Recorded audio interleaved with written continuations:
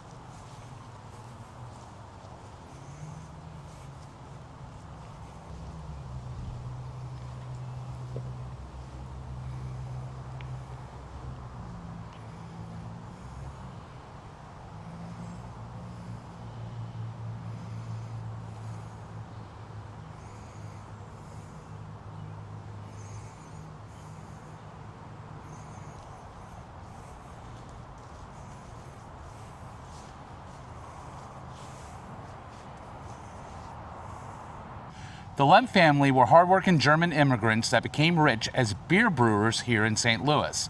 At the same time, the Anheuser-Busch family, makers of Budweiser, were brewing their beer as well.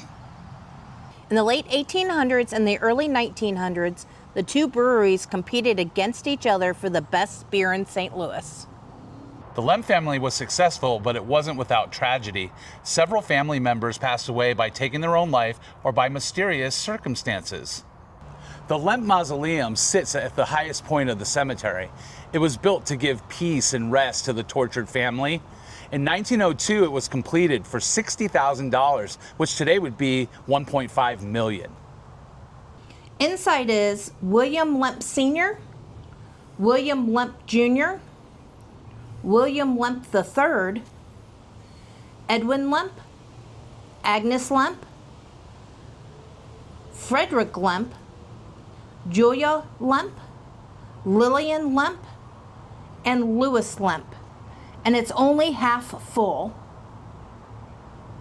Maybe if you're a paranormal believer, this tomb is still pretty active. People have said they have seen Lemp spirits walking around at dusk and dawn. So maybe this family can't rest at all. So guys, there's so much more to the story of the Lemp family. At some point, we're going to visit the home where all the tragic events happened. It's called the Lemp Mansion.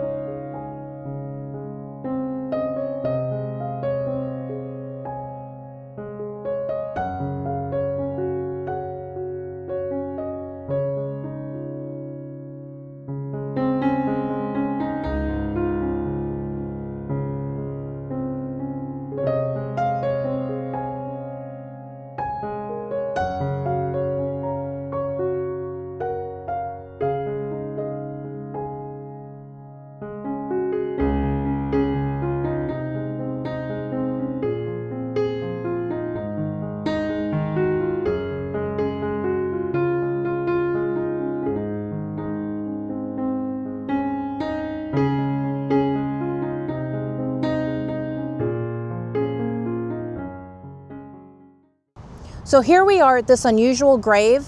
This marble statue surrounded by stone and a glass window has a name, and it's called Bessie, the girl in the shadow box. And the crazy part is, Bessie's not even buried here. So Herman Lutyens was one of the first pioneers in homeopathy medicine and owned a drugstore. In the early 1900s, on a trip to Italy, Herman fell head over heels for a model. The girl was so beautiful and was working with sculptor Giulio Monteverde. Herman proposed several times to the model, and each time she declined with a strong no. Herman was heartbroken and devastated. Mr. Lutyens commissioned Monteverde to sculpt a 12-foot tall statue of his enormous crush out of marble. He had it shipped to his home, where it sat in his foyer for some time. Now, because of the weight of the piece, it had to be relocated here to the family plot in Bellefontaine Cemetery. Herman added the glass to the sculpture after years of weather and wear to protect his beloved. In 1921, Mr. Lutyens passed away at the age of 50, and he's buried right here just in front of his memory of the beautiful girl from Italy. So Val, there's a twist to this ending. Yes, Herman was already married when he proposed to the model. Yeah, and not much is known about the girl. She is, though, the Monteverde angel at Monumental Cemetery in Milan.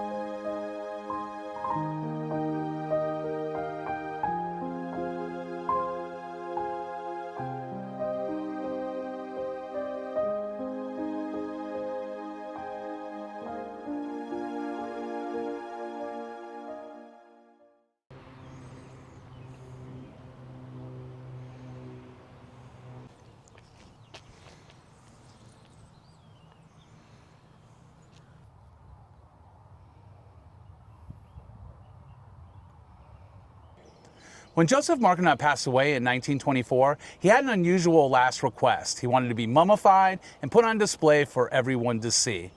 Now, Joseph wasn't turned into a mummy like you think.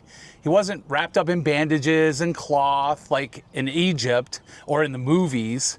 He was preserved with an ultra-strength formaldehyde.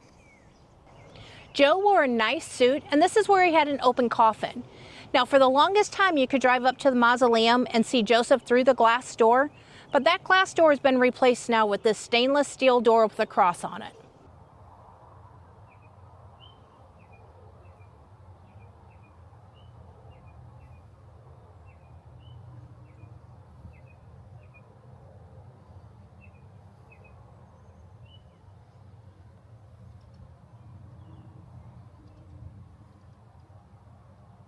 His family feared the glass door would be damaged by vandals and something could happen to Joseph. Guys, check this out. Look at this headstone. They weren't wrong. Yeah, and that's so sad. The great-great-nephew has the keys and still visits his Uncle Joe.